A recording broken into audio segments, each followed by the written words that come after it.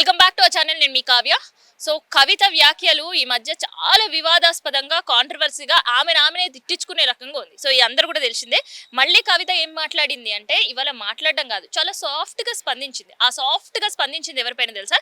ఏకంగా రాష్ట్ర ముఖ్యమంత్రి రేవంత్ రెడ్డి పైన.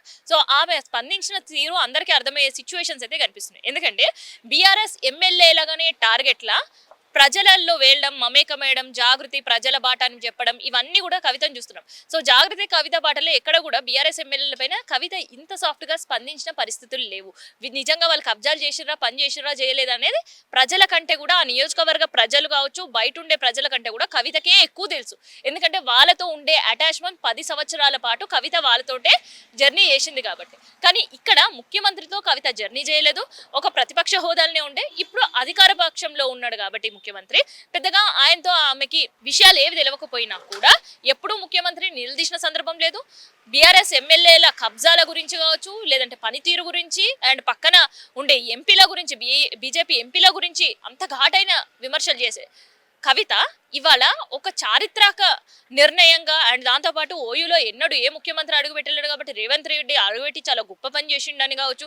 అండ్ దాంతోపాటు ఒక చిత్రమైన ట్వీట్ పెట్టింది. సో ఆ ట్వీట్లో ఏం చెప్పుకొస్తుంది అంటే, జాబ్ క్యాలెండర్ పేరుతో నిరుద్యోగులను ఆశ పెట్టి గద్దెనెక్కిన ముఖ్యమంత్రి. ఇది అందరూ కూడా తెలిసింది. ఆల్రెడీ 2 సంవత్సరాల నుంచి కూడా నెత్తి నోరు మొత్తుకొని నిరుద్యోగులు అదే ప్రభుత్వాన్ని నిలదీస్తూ వస్తున్నారు. నిలదీయడానికి కారణం ఎవరు? బీఆర్ఎస్ గవర్నమెంట్ కదా. సో అప్పుడు బీఆర్ఎస్ గవర్నమెంట్ అంబ్రెల్లా పనిచేసిన ఒక ఎమ్మెల్సీగా, తర్వాత ఒక ఎమ్మెల్యేగా, ఒక ఎంపీగా పనిచేసిన కవితక్క మీరు కాదా? సో ఇవాళ ఇదే అడగాల్సి వస్తుంది కవితక్కని. 2 ఏళ్లలో ఎన్ని నోటిఫికేషన్లు ఇచ్చావు, ఎన్ని ఉద్యోగాలు భర్తీ చేసావు? సో 2 ఏళ్లలో ఎన్ని నోటిఫికేషన్లు ఇచ్చిండ్రు, ఎన్ని భర్తీ చేసిర్రు అనేది కాంగ్రెస్ వాళ్ళ లెక్కలు నిరుద్యోగుల దగ్గరికి వెళ్తే వాళ్ళు చెప్తారు. ఎందుకంటే చిక్కడపల్లి లైబ్రరీ కావచ్చు, దిల్షుక్ నగర్ సర్కిల్ కావచ్చు, ఏ నిరుద్యోగిని కోచింగ్ సెంటర్లకు వెళ్ళి పిలిచి అడిగినా, లేదంటే ఏ లైబ్రరీలో కూర్చున్న వాళ్ళని ఎన్ని నోటిఫికేషన్లు ఇచ్చిర్రు మా వాళ్ళు అని అడగండి ఫస్ట్. కాంగ్రెస్ వాళ్ళని నిలదీసే బదులు బీఆర్ఎస్లో మాకు ఎన్ని నోటిఫికేషన్లు ఇచ్చిర్రు, మేము పెట్టిన ఎగ్జామ్స్, మేము కండక్ట్ చేసిన గ్రూప్స్, సో వాటిపైన పరిస్థితి ఏంది అంటే 10 సంవత్సరాల తర్వాత కోర్టు జడ్జిమెంట్ ఇచ్చింది. బీఆర్ఎస్ తీరు వల్ల, బీఆర్ఎస్ పెట్టిన ఎగ్జామ్స్ వల్ల కష్టపడి రాసిన ఉద్యోగాలు 10 సంవత్సరాల నుంచి చేస్తున్న వాళ్ళ ఉద్యోగాలు ఊడి రోడ్డు మీద పడ్డాయి. అది బీఆర్ఎస్ కారణం కాదా? మరి ఈ సందర్భంలో ఎందుకు బీఆర్ఎస్ గురించి ఏం మాట్లాడతలేదు కవితక్క? అండ్ దాంతోపాటు మొదటి ఏడాదిలో ఇస్తా అన్న 2 లక్షల ఉద్యోగాలు ఏమైనాయి? సో 10 సంవత్సరాల కాలంలో మీరెన్ని ఉద్యోగాలు ఇచ్చారో అది మీకు కూడా తెలుసు. ఉత్తుత్త జాబ్ క్యాలెండర్లో ఇన్నాళ్ళు మభ్యపెట్టి ఇప్పుడు ఉస్మానియా గడ్డ మీద అడుగు పెడుతున్నాం. పోరాటాన్ని పురిటిగడ్డ ఇది. మీ ఆందోళన చేస్తున్న నిరుద్యోగుల బిడ్డలను ఏం చేస్తావు చెప్పు. ఉత్తిత్తి మాటలు, జాబ్ క్యాలెండర్లకు కాలం చెల్లింది. సో అది చాలా క్లారిటీగా ఉన్నాడు కాబట్టి ఎక్కడ కూడా ఇక్కడ సూచిస్తున్నట్టు లేదు. అండ్ నిరుద్యోగుల గురించి, దాంతోపాటు ఉస్మానియా గురించి ట్వీట్ పెట్టిన సందర్భంలో ఏం పెట్టాలో అర్థం కాక ఈ లైన్ కూడా యాడ్ చేసిందేమో నాకు అనిపించింది ట్వీట్లో. రైజింగ్ పేరుతో అబద్ధాలు చెప్పావు, యువత ఆంక్షలపై ఓయూ గడ్డ మీదనే స్పష్టత ఇవ్వాలి. Rising Telangana global summit 8th, 9th జరిగింది. 2 రోజులు గడిపోయింది. ఈ 2 రోజుల్లో కవిత ఏ ట్వీట్ లేదు, ఎక్కడ మాట్లాడినా రైజింగ్ తెలంగాణ గురించి, గ్లోబల్ సమ్మిట్ గురించి ఒక్క మాట మాట్లాడితే కేవలం బీఆర్ఎస్ ఎమ్మెల్యేలను తిట్టడమో కావచ్చు, కబ్జాలు పెట్టిననే కావచ్చు, లేదంటే వాళ్ళతో ఈమె తిట్టించుకోవనే పర్వం కావచ్చు. ఈ 2 రోజుల్లో నడిచింది. అండ్ ఈవెన్ కేసీఆర్ని టార్గెట్ చేస్తూ కూడా దీక్షా దివాస్ గురించి మాట్లాడింది, అండ్ విజయ్ దివాస్ గురించి ట్వీట్ చేసిన సందర్భం.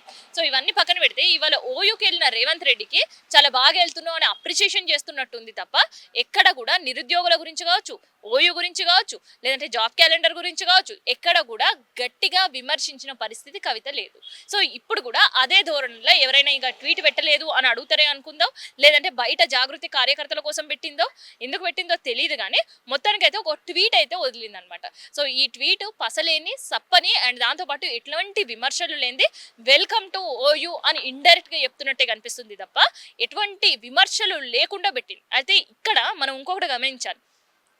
జాగృతి బాట మొదలు పెట్టినప్పటి నుంచి ఇప్పటి వరకు ఓన్లీ టార్గెట్ బీఆర్ఎస్ ఎమ్మెల్యేలను చేస్తుంది, మాజీ మంత్రులుగా పనిచేసిన వాళ్ళని చేస్తుంది తప్ప ఎక్కడ కూడా కవిత ప్రజెంట్ అక్కడే ఉండే ఎమ్మెల్యేలు. సో మాజీ ఎమ్మెల్యేలను తిడితే అక్కడ నియోజకవర్గం అభివృద్ధి అవుతుందా? అయ్యే అవకాశం లేదు. అక్కడ ఉండే ప్రస్తుత ఎమ్మెల్యేలను తిట్టినా, లేదంటే విమర్శించినా, లేదంటే వాళ్ళకి సమస్యలు వాళ్ళ వరకు తీసుకెళ్తే అప్పుడు సమస్యలు పరిష్కారం అయితాయి. కానీ ఇవన్నీ పాపం కవితక్క మర్చిపోయి ఓన్లీ నా టార్గెట్ బీఆర్ఎస్ ఎమ్మెల్యేలే. నేను వాళ్ళనే తిట్టాలి, వాళ్ళు చేసిన కబ్జాలు బయట పెట్టాలి. అండ్ వాళ్ళు ఇప్పటివరకు ఏమేమి చేసిర్రో అవన్నీ చిట్టా నా దగ్గర ఉందని వాళ్ళని బెదిరియాలని ఇది మాత్రమే టార్గెట్ పెట్టుకొని జాగృతి జనం బాట ముందుకు సాగుతుంది తప్ప అక్కడ జనాల సమస్యలు తెలుసుకోవాలనే ఉద్దేశం లేదు. తెలుసుకున్నా వాటిని పరిష్కార దిశగా వెళ్ళాలి అనే అవసరం లేదు. అండ్ అక్కడ స్థానికంగా ఉండే ఎమ్మెల్యే వరకు ప్రజల సమస్యలు తీసుకుపోవాలన్న ఆలోచన కవితక్కకు అంతకంటే లేదు. ఓన్లీ ది ఆపరేషన్ బీఆర్ఎస్ ఎమ్మెల్యేల విమర్శల పర్వం మాత్రమే. సో దీనిగానే ప్రజలు కూడా చూస్తున్నారు. సో తెలంగాణ పురిటిగడ్డ ఓయూ అని ప్రతి ఒక్కరికి తెలుసు. అండ్ దాంతోపాటు ఉద్యమాల గడ్డ అని నిన్న ట్వీట్ చేసిండ్రు, అది కూడా తెలుసు. అండ్ ఈ 10 సంవత్సరాల నుంచి కవితక్క ఎలగబెట్టిన కథ ఏందో కూడా అందరికీ తెలుసు. అండ్ ఇప్పటి వరకు అధికార పార్టీలో 10 సంవత్సరాలు ఉండి ఇంకా అభివృద్ధి జరగలేదని చెప్పుకుంటే ఫస్ట్ బీఆర్ఎస్ వాళ్ళ పరువు పోతుంది. ఈ విషయం కవితక్కకు తెలియదు. బీఆర్ఎస్ అండర్ అంబ్రెల్లాలో ఉండి బీఆర్ఎస్ కండువా కప్పుకొని 10 సంవత్సరాల్లో ఎన్నడూ నియోజకవర్గాల్లో తిరగకుండా కవితక్క ఉండడం అనేది కవితక్కకి సిగ్గుచేటు అని ఇవాళ విమర్శలు గుప్పిస్తున్నారు బీఆర్ఎస్ అండ్ దాంతోపాటు కాంగ్రెస్ వాళ్ళు.